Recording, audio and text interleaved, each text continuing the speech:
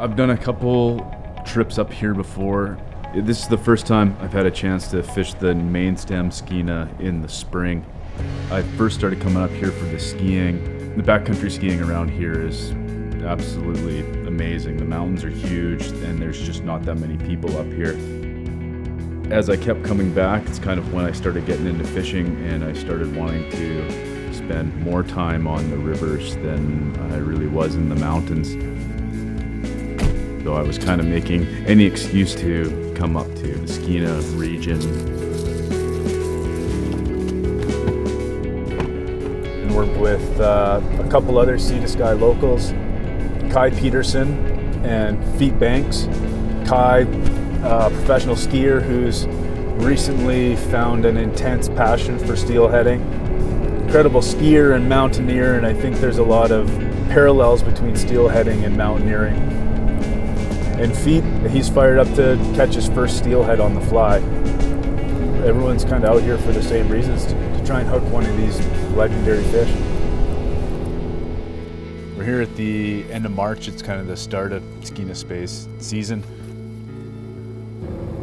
Running out of the Kalem into the Skeena. It's showtime.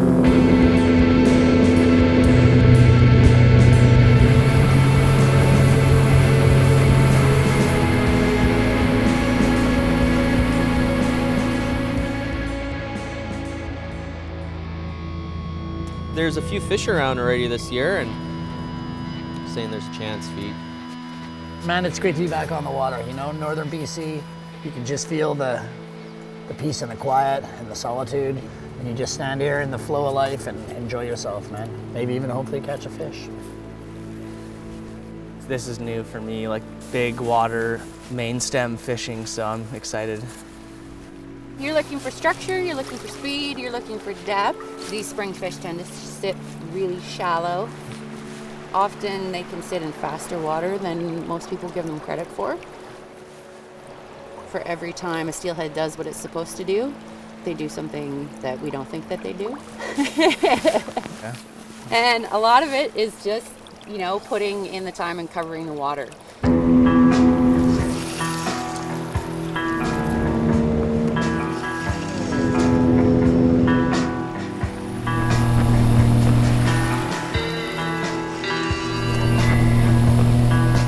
This kind of like glacier-esque landscape where it's just miles and miles and miles of visibility down the river, and which feels like you're combing for a needle in a haystack.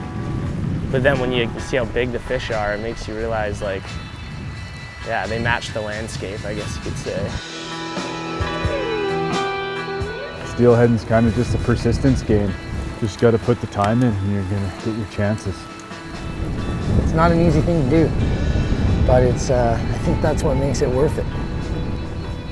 The good thing about fishing is it takes you to new places. It's basically an excuse to get out there and check out a new zone, hang out with your buddies. You know, some nights you're just sleeping in the back of the truck under the stars. Other nights, you know, you're staying in a super awesome lodge like Skeena Space. So for winter steelheading, I think I prefer the lodge.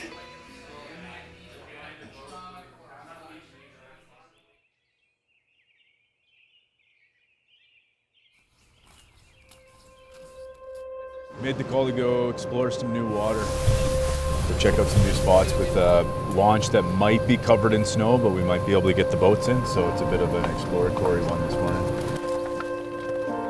We're gonna be checking out water and probably floating over stuff to see what it looks like, and it'll be fun. It's always fun to see what the river looks like each year. We're about to get ready to go on an adventure. It can feel daunting to come here and see this massive river, but to be able to learn from the guides on how to kind of pick it apart, and it's like having a master class in steelhead fishing.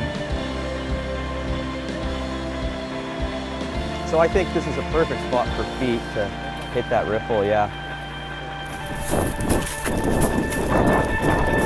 There you go, like that, there you go.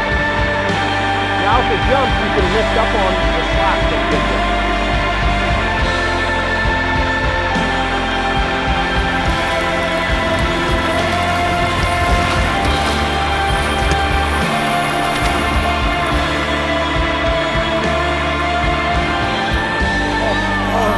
Ha ha.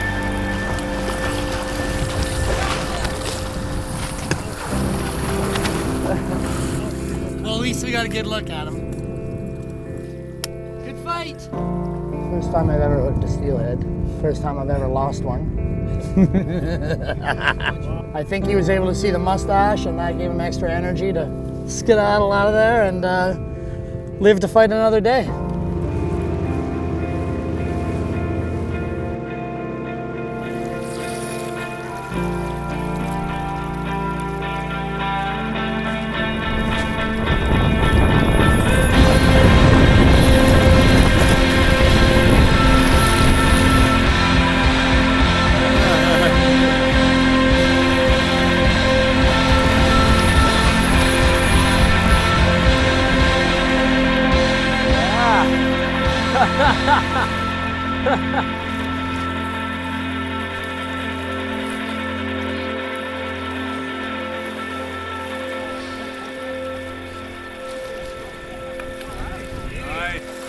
Yeah, that's the kind of fish you dream of. That's the real deal there.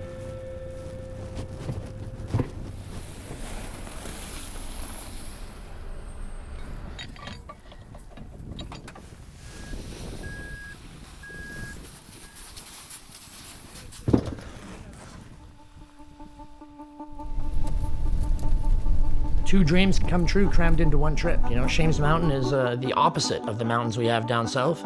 You know, it's a community-owned, cooperative mountain. Everyone seems to know each other, and it's a really small town family vibe, which is really great. I've never showed up to a ski hill wearing waders before, so this is a new one. We literally were fishing like 8 kilometers down the road, bomb up the hill, and now we're transitioning into ski mode. Not that many places in the world you can do that. Well, we got a good crew. We got local wisdom here. Brian Niska from Skeena Spade just rolled up. I think one of the neat things about here is all the stuff that you can see almost 360 degrees is accessible. But what's most interesting to me is you can actually see the river where the steelhead are right down over there. I can see why people settle down here, because it's got a good vibe. You're not feeling like you're getting pulled away from the community like a lot of ski resorts these days, you know?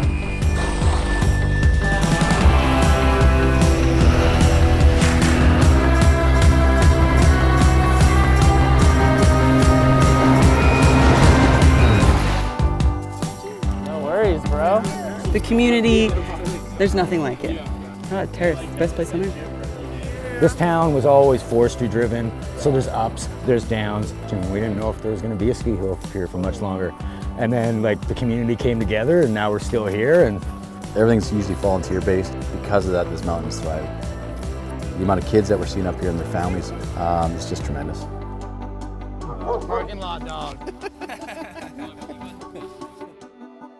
World-class skiing and world-class steelhead fishing within 9 kilometers of each other.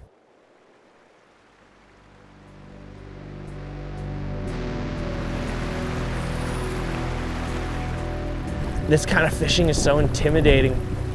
Swinging this like huge swing that takes so long, and you're like just waiting for the thing to yank and go tight.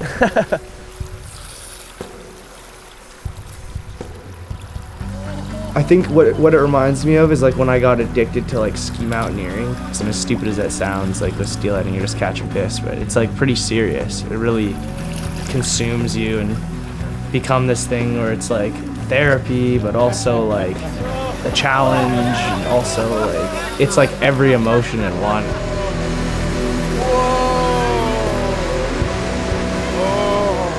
You learn so much from the water about the ecosystem and just the way the world works.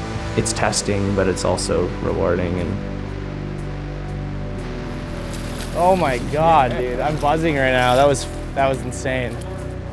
Shames. The Shames run. You can see why people put in all those hours and all that time and travel such great distances to get a chance to hopefully hook into one of these incredible fish.